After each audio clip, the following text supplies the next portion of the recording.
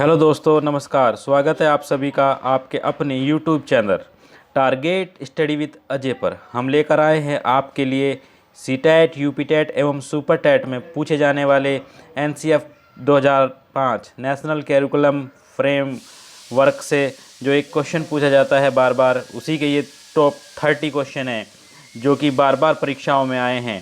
राष्ट्रीय पाठ्यचर्या रूपरेखा 2005 बहुत ही खास है। तो आइए दोस्तों, वीडियो को शुरू करते हैं। दोस्तों, हमारा प्रथम क्वेश्चन है, पहला प्रश्न है, विद्यालय शिक्षा अब तक का नवीनतम राष्ट्रीय दस्तावेज है। हाँ जी, जो विद्यालय की शिक्षा है अब तक का जो नवीनतम दस्तावेज है वो है एनसीएफ 2005। क्वेश्चन ही पूछ लेंगे कब आया ये, तो 2005 आया, 2005 में आया। राष्ट्रीय पाठ्यचर्या रूपरेखा जो तैयार की गई है, क्योंकि आपको पता होगा जो सबसे पहली शिक्षा नीति आई थी वो आई थी 1968 में। उसके बाद शिक्षा नीति जो आई दूसरे नंबर की, वो उसको उल्टा कर दीजिए 68 को, वो आई 86 में। जब और इसी शिक्षा नीति में दूसरे वाली में क्या किया, 1992 में थोड़ा संशोधन किया गया। ठीक है दोस्तों, तो पहली शिक्षा नीति याद रखना 1968, 68 का उल्टा कर देना क्या आ जाएगा 86। दूसरी शिक्षा नीति बहुत खास थी, थोड़ा सा संशोधन किया गया 1992 में, सॉरी 2000 नहीं, 1992 में। और इन सब में जो कमियां देखी गई है, इसको प्रॉपर रूप से लागू किया गया है, वो एनसीएफ 2005 के तहत लागू किया गया। आगे क्वेश्चन है हमारा, क्वेश्चन नंबर 2, इस मंत्रालय की पहल पर या किस मंत्रालय की पहल पर एनसीएफ 2005 तैयार किया गया था। तो दोस्तों, ये मानव संसाधन विकास मंत्रालय की तर्ज पर किया गया था। और अभी हाल ही में इसका एक लेटेस्ट क्वेश्चन ये बना है कि जो मानव संसाधन विकास मंत्रालय है उसका नया नाम क्या हो गया है। तो जो उसका नया नाम हो गया है, मानव संसाधन विकास मंत्रालय का जो नया नाम हो गया है दोस्तों, वो हो गया है शिक्षा मंत्रालय। बिल्कुल बिल्कुल याद रखिएगा, शिक्षा मंत्रालय। क्वेश्चन ये भी आ सकता है कि मानव संसाधन विकास मंत्रालय का पुराना नाम क्या था। तो पुराना नाम भी 1985 में जो था, 1985 के आसपास शिक्षा मंत्रालय ही था। तो कुछ नहीं करा, पहले शिक्षा मंत्रालय, फिर मानव संसाधन विकास मंत्रालय, फिर से दोबारा से क्या कर दिया, उसका शिक्षा मंत्रालय नाम कर दिया। तो हमारे जो शिक्षा मंत्री हैं कौन है, वो धर्मेंद्र प्रधान। हाँ जी, कौन है दोस्तों, धर्मेंद्र प्रधान हमारे केंद्र में शिक्षा मंत्री हैं। क्वेश्चन को आगे बढ़ाते हैं। क्वेश्चन है, किसकी अध्यक्षता में विद्वानों ने एनसीएफ जो है तैयार किया था। तो दोस्तों, प्रोफेसर यशपाल की अध्यक्षता में, क्योंकि जो प्रोफेसर यशपाल है उन्होंने 1992 में जो है शिक्षा नीति में संशोधन किया था, केंद्र सरकार को सलाह दी थी। और उन्होंने क्या किया था, जो 1992 में जो हमारी शिक्षा नीति थी 1986 वाली, 1992 में थोड़ा उसमें संशोधन किया गया था प्रोफेसर यशपाल के द्वारा। इसको यशपाल समिति भी कहते हैं। तो एनसीएफ में इन्होंने क्या था, इसकी अध्यक्षता की थी। 4 है हमारा, एनसीएफ 2005 का प्रमुख सूत्र क्या है या प्रमुख उद्देश्य क्या है। तो इसका प्रमुख सूत्र है दोस्तों, लर्निंग विदाउट बर्डन, बिना भार के अधिगम, या ये कह सकते हैं बिना भार के अधिगम तो कहेंगे बच्चों के बैग के बोझ को कम करना। क्या दोस्तों, बच्चों के जो बैग है, बैग के जो बोझ है, बोझ को क्या करना, उसे कम करना, ये भी आ सकता है। बच्चों के बैग को, बोझ को कम करना, क्योंकि बच्चे क्या करते हैं, जब वो कक्षा अगर 5 में है तो इतनी किताबें हो जाती हैं उससे, या कक्षा 8 में है तो बहुत सारी किताबें हो जाती, तो उस किताबों को कम करके कम से कम किताबों का यूज़ कराना और उन्हें जो है लर्निंग बिना किताबों के करना। ठीक है दोस्तों। क्वेश्चन नंबर 5 है, एनसीएफ 2005 का प्रारंभ रविंद्रनाथ टैगोर के किस निबंध से होता है। तो उनका निबंध था रविंद्रनाथ टैगोर जी का सभ्यता और प्रगति। सभ्यता और प्रगति जो नियम था, उसी से इसका जो है प्रारंभ होता है, एनसीएफ जो हमारा पाठ्यचर्या है। बात करें एनसीएफ 2005 में बल दिया गया किस चीज़ पर, शांति के लिए शिक्षा। हाँ जी, किस पर बल दिया गया, शांति के लिए शिक्षा, इस पर बल दिया गया। आगे क्वेश्चन है, क्वेश्चन नंबर 7, एनसीएफ 2005 में बताया गया है सपनों के भारत को धरातल पर उतारने की युक्ति। क्या बताया है दोस्तों, सपनों के भारत को धरातल पर उतारने की युक्ति बताई गई है 2005 पर। नेक्स्ट क्वेश्चन है हमारा, क्वेश्चन नंबर 8, एनसीएफ 2005 के अध्याय विद्यालय एवं कक्षा का वातावरण में बताया गया है। क्या बताया गया है, तो ये बताया गया है, उत्तर है हमारा, वातावरण के भौतिक एवं मनोवैज्ञानिक आयाम अधिगम को कैसे प्रभावित करते हैं। हाँ जी, क्या बताया गया है, वातावरण के भौतिक एवं मनोवैज्ञानिक आयाम अधिगम को, सीखने को, लर्निंग को कैसे प्रभावित करते हैं। नेक्स्ट क्वेश्चन है क्वेश्चन नंबर 9, करिकुलम किस भाषा का शब्द है? मोस्ट इंपोर्टेंट क्वेश्चन है। तो करिकुलम जो है दोस्तों लैटिन, कौन सी लैटिन भाषा का शब्द है। क्वेश्चन नंबर 10 है हमारा, सामाजिक अध्ययन शिक्षण का, हाँ जी, राष्ट्रीय पाठ्यक्रम कब बनाया गया? तो ये भी कभी बना दिया था, साथ के साथ बना दिया गया था, 2005 में इसको बना दिया गया था। क्वेश्चन है क्वेश्चन नंबर 11, एनसीएफ 2005 में सामाजिक अध्ययन में कौन से मुद्दों को शामिल करने की अनुशंसा की गई है? तो जो मुद्दे शामिल किए गए हैं, सभी स्तर के विद्यार्थी, मतलब 1 से जो 12 तक के विद्यार्थी हैं उनकी पढ़ाई की जाती है। आपको ये पता ही होगा, ये पता नहीं है तो आप जान ले, जो कक्षा 1 से लेकर 12 तक के बच्चे हैं उनको इसमें क्या सिखाया जाता है? कब, ठीक है, क्या, कब क्या, क्यों, कब क्या, क्यों, कैसे, ठीक है, पढ़ाया तथा लिखाया जाना चाहिए। हाँ जी, इसका जो मेन उद्देश्य है दोस्तों एनसीएफ 2005 का ये भी है कि कक्षा 1 से जो 12 तक के बच्चे हैं उन्हें कब, मतलब उम्र, क्या मतलब सिलेबस, क्यों मतलब क्यों, कैसे मतलब मेथड्स, हमारे जो 14 मेथड हैं, पढ़ाना तथा लिखाना चाहिए, ये भी एक इसका उद्देश्य है।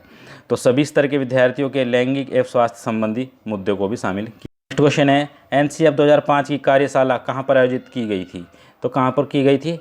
एनसीईआरटी नई दिल्ली। हाँ जी, कहाँ पे की गई थी दोस्तों? एनसीईआरटी, इसकी फुल फॉर्म पूछ लेते हैं कभी, national counselling for teachers education. हाँ जी, national counselling for teachers education, ये इसकी फुल फॉर्म है। नई दिल्ली में इसका मुख्यालय है और इसकी जो कार्यशाला है नई दिल्ली में ही आयोजित की गई थी।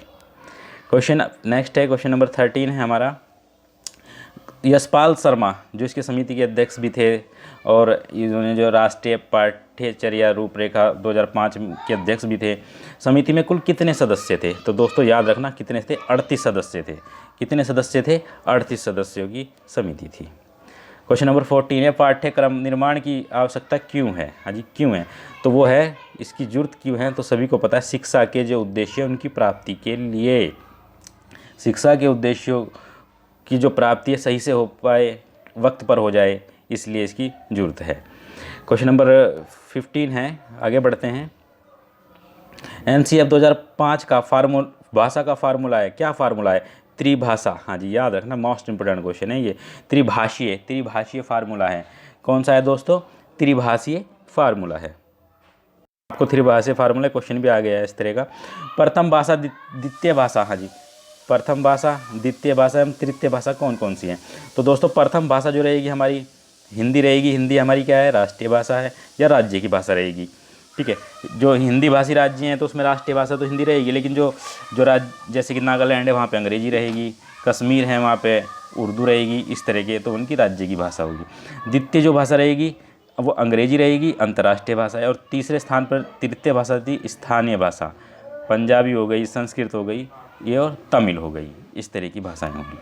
क्वेश्चन नंबर हमारा 17 है, एनसीएफ 2005 में सुझाव दिया गया कि सूचना को क्या मानने से बचाया जाए। क्या ना माने सूचना, तो जो सुझाव दिया गया, सूचना को हम क्या ना माने, ज्ञान ना माने उसे, ठीक है।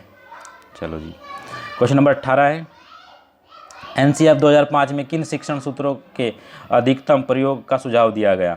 तो जो शिक्षण सूत्र दिए गए थे उनका अधिकतम प्रयोग करने के लिए सुझाव दिया गया वो थे, ज्ञात से दोस्तों अज्ञात की ओर, ये तो विधि भी है अपनी, और एक था मूर्त से अमूर्त की ओर। ज्ञात से अज्ञात की ओर एवं मूर्त से अमूर्त की ओर, इसमें बल दिया।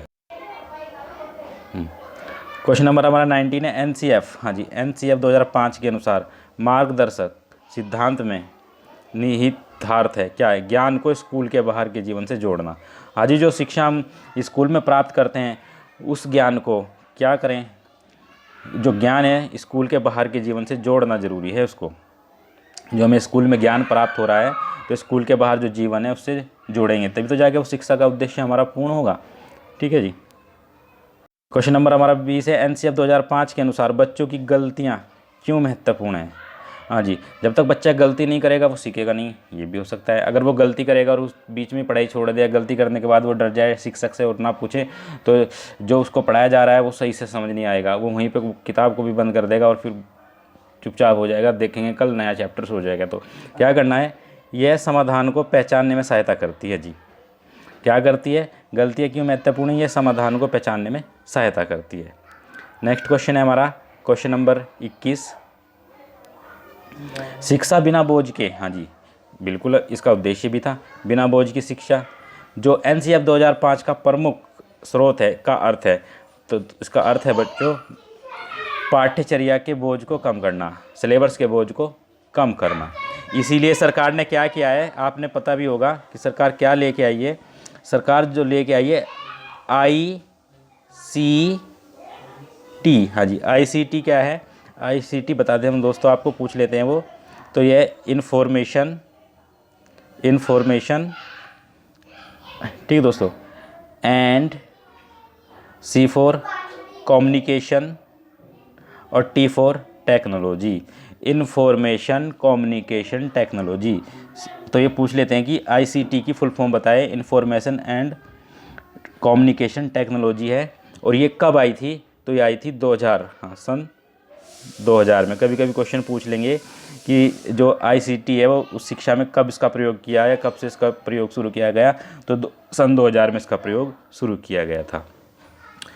हाँ तो दोस्तों हम बात कर रहे थे क्वेश्चन नंबर 21 जो हमारा कंप्लीट हो गया है, बोझ को कम करना। बात कर लें क्वेश्चन नंबर 22 पर। एनसीएफ 2005 सिफारिश करता है कि प्राथमिक स्तर पर गणित की शिक्षा का केंद्र होना चाहिए। हाँ जी, जो प्राथमिक स्तर है उस पर गणित की जो शिक्षा है वो कैसी होनी चाहिए, तो इसमें उत्तर है कक्षा में पढ़ाए गए टॉपिक को विद्यार्थी के दैनिक जीवन से जोड़ना। हाँ जी, जो गणित का हम टॉपिक पढ़ा रहे हैं तो उसे क्या करें, विद्यार्थी के दैनिक जीवन से उसे जोड़ना है गणित के लिए। और विज्ञान के लिए भी यही है कि विद्यार्थी के दैनिक जीवन से जोड़ना है जो विज्ञान है उसको भी।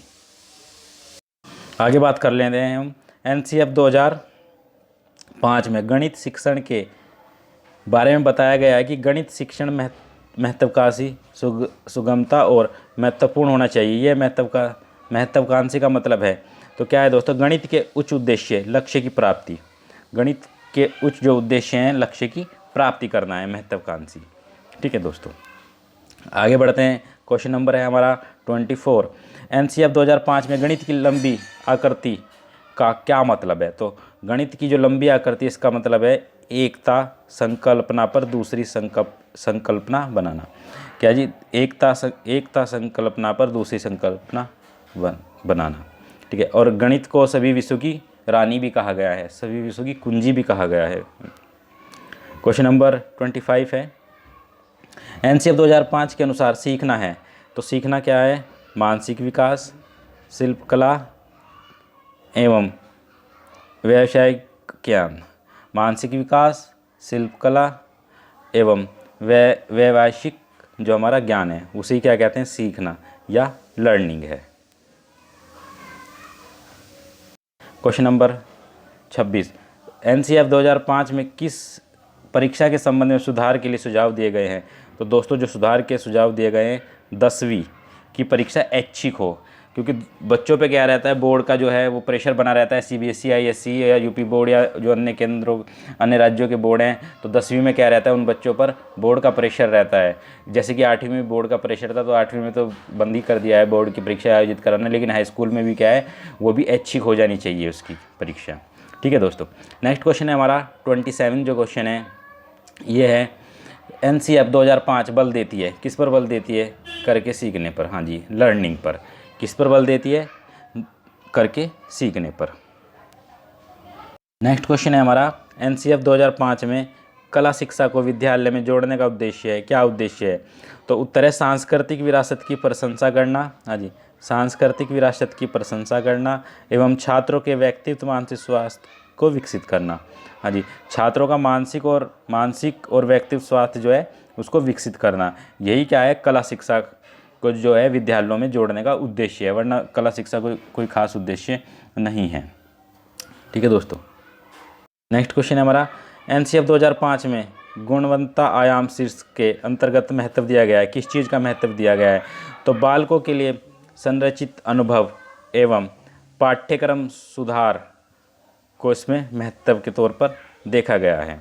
गुणवत्ता आयाम जो क्या है, इसके गुणवत्ता आयाम बालकों के लिए रचित अनुभव एवं पाठ्यक्रम सुधार को इसमें बताया। बात कर लेते हैं क्वेश्चन नंबर 30 है, एनसीएफ 2005 का मुख्य सूत्र शिक्षा बिना बोझ के कब आया है, कब इस पर विचार किया गया? तो दोस्तों विचार किया गया था 1993 में, जब संशोधित की गई थी शिक्षा नीति 1992 में, तो 1993 में इस पर विचार किया गया प्रोफेसर यशपाल के द्वारा। ठीक है, जो नेक्स्ट क्वेश्चन है हमारा फाइनल क्वेश्चन है दोस्तों। क्वेश्चन है एनसीएफ 2005 के अंतर्गत परीक्षा सुधारों में कौन से सुधार को सुझाया गया है कि कौन से सुधार किए जाने चाहिए? तो इसमें सुधार जो किए जाने चाहिए, सामूहिक कार्य मूल्यांकन, सतत मूल्यांकन, खुली पुस्तक की परीक्षा मूल्यांकन, तो ये सुधारों को सुझाया गया है। अगर हम इसमें बात करें दोस्तों, इसके और भी सुझाव दिए गए हैं। स्कूली जीवन को ज्ञान के बाहरी जीवन से जोड़ा जाना चाहिए। रट्टा जो प्रणाली है उससे बच्चों को मुक्त कर देना चाहिए। बच्चे का चहुमुखी विकास के अवसर दिए जाने चाहिए। शिक्षा को बाल केंद्रित किया जाना चाहिए। बच्चों को सीखने व समझाने का आंकलन में मूल्यांकन किया जाना चाहिए। शिक्षण अधिगम प्रक्रिया में बच्चों की भागीदारी सुनिश्चित की जानी चाहिए। ठीक है, तो ये सब क्वेश्चन थे दोस्तों, हमने इसमें आपको बड़े विस्तार से बता दिए हैं जो है एनसीएफ 2005 के। अगर क्वेश्चन पूछे कि जो नई शिक्षा नीति कब लागू हुई, तो उसके लिए हम नई वीडियो लेके आ जाएंगे अपनी नई शिक्षा नीति पे। तो दोस्तों ये वीडियो देखने के लिए आपका बहुत बहुत धन्यवाद। हाँ, हमारी वीडियो आपको पसंद आई है तो इसे लाइक करें, हमारे चैनल को सब्सक्राइब करें और हमारी वीडियो को शेयर करें। आपका दिन शुभ हो।